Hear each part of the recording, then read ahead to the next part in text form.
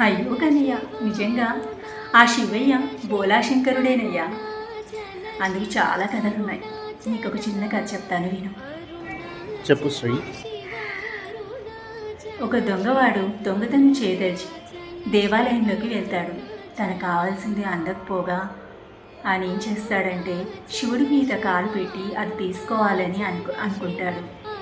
కానీ అంతలోనే శివుడు ప్రత్యక్షమవుతాడు. అవ్వగానే ఈ దొంగ గజగజా వణికిపోతాడు. అయ్యా శివయ్య అని చెప్పేసి ఏడ్చేస్తూ గజగజా వణికిపోతూ ఉంటాడు.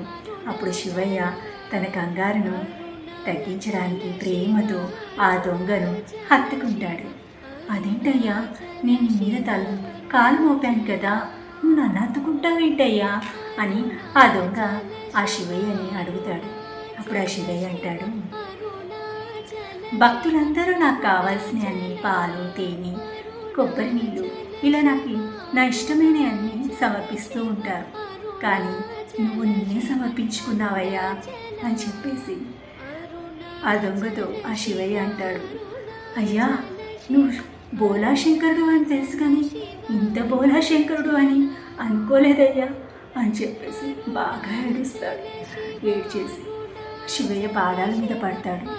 పట్టి ఆ క్షణం ఆ దొంగ మారిపోతాడు. తన శాంత స్వభావంతోనే శివయ్య ఆ దొంగని మార్చాడు. నిజంగా ఆ శివయ్య బోలాశంకరుడే. ఎట్టాగయ్యా శివ శివ నీవన్నీ వింత. సూపర్.